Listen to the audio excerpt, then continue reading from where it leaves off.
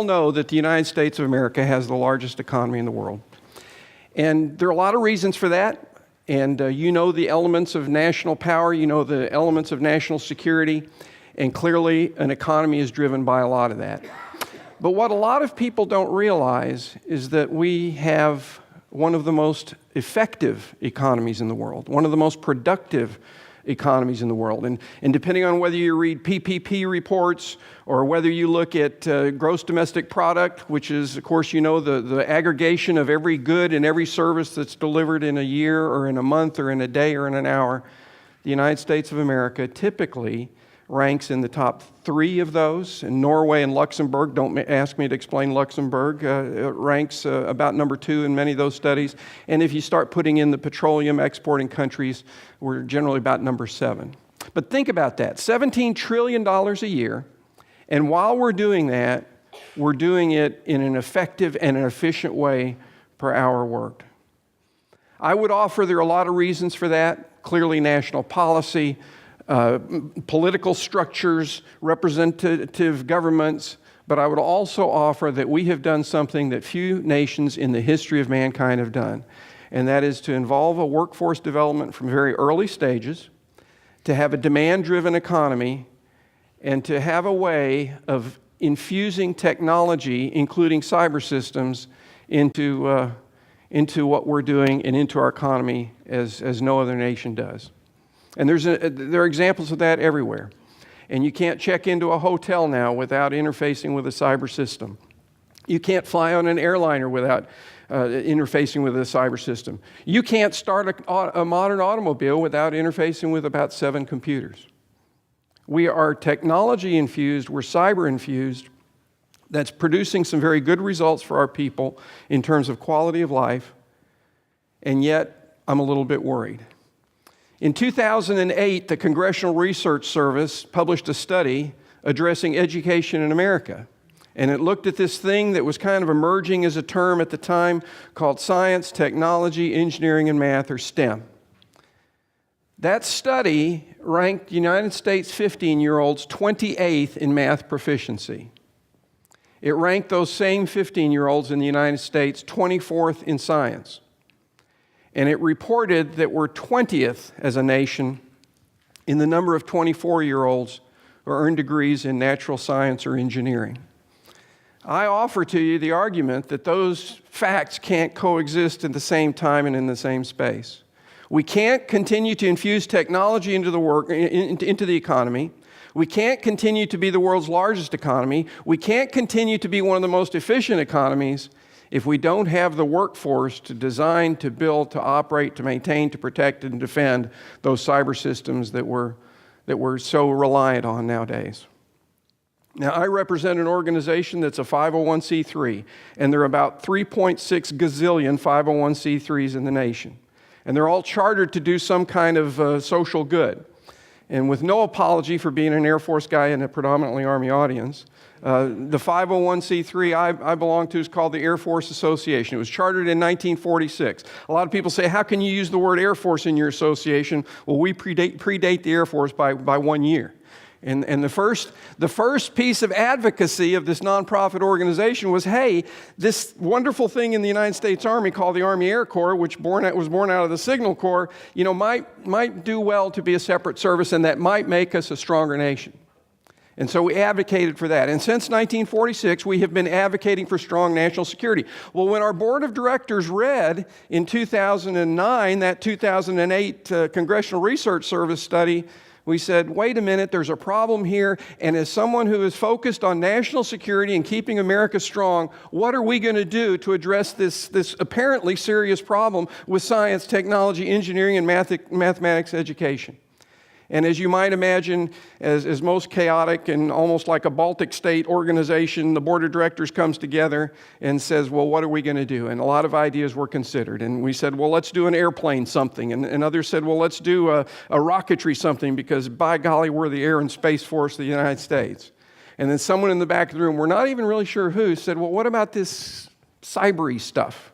And why don't we look at doing something with that? And maybe we can look at how effective we can be in attracting young men and young women to science, technology, engineering, and math. So that's what we did.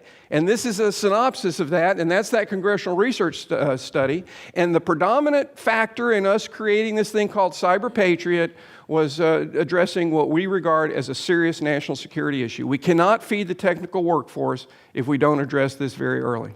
Now, I'd offer to you that you can't go up to a junior at a major university, Arizona State, Paulo, or anywhere else, and say, you know what, you ought to look at science, technology, engineering, and math. And if they haven't prepared by the time they're in college, it's too late. And what we have learned is that by the time they enter high school, it's probably too late. And Tugel and Vandermoel in 2015 published a study that said generally the sweet spot is about the age 8 to 12. And if you don't reach students by then, it's probably too late. So that's why we do this. And we offer it as this. And you see this list of descriptors. This is what we are. And what is important to understand is that this bottom bullet here, it's designed to motivate young men and young women to pursue being part of this digital workforce. It's designed to motivate young men and young women to enter STEM fields. Success to us is a biologist, a geologist, an industrial engineer, an aerospace engineer, or certainly a cybersecurity expert. And we've got data we think that supports that. Now, we can have the religious discussion. We can light off the lava lamp and sip a ginger ale and say, is hacking good, is hacking bad? But what we understand is we're working with high schoolers, we're working with middle schoolers, and we don't teach any offensive techniques. Now, we're smart enough to know that through inferential learning, you can figure out some offensive stuff if you learn to defend. But we're not hacker training. We don't teach it. We don't allow capture the flag. We know there's plenty of good white hat hacking that goes on, but that's important to us. Now, another thing we face, and again, I don't apologize for the 29 years I served in our wonderful United States Air Force, but we're not here to address specifically a Department of Defense issue. This is a Walmart issue. This is a Delta Airlines issue. And I don't know if you saw what the economic impact of their meltdown last month was, but it was published yesterday, and they priced it out, they monetized it at about $100 million when they had that meltdown. But this is a Delta. This is a Walmart problem. This is a General Motors, General Foods. This is a problem across every American enterprise, and that's what we're trying to address. Certainly some of them will be cyborg warriors in the United States Army, and we'd be proud of that.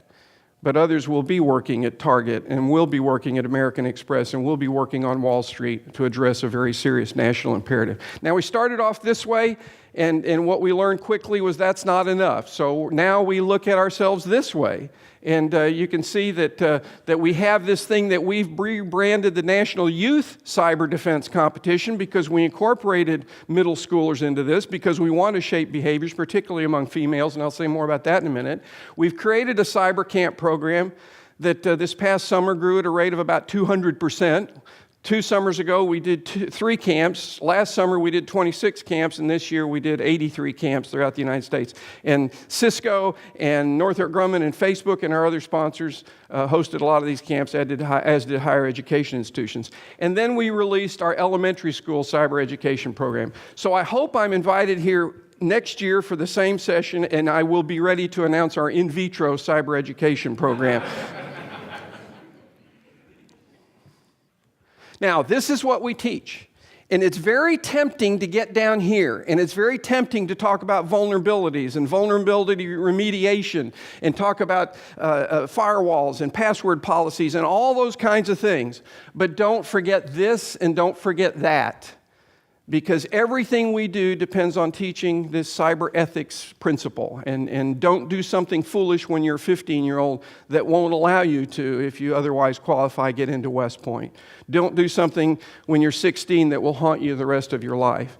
And the other aspect of this is very often lost, but we've created this very deliberately as a leadership exercise, as a teamwork exercise, as a followership exercise, because a lot of these students don't get it in any other way. They're the students that, much like me, as I was a geek with my little ham radio when I was 15 years old, and we all had our STEM moments, and we sat and did this, and we do this, and they sit by themselves.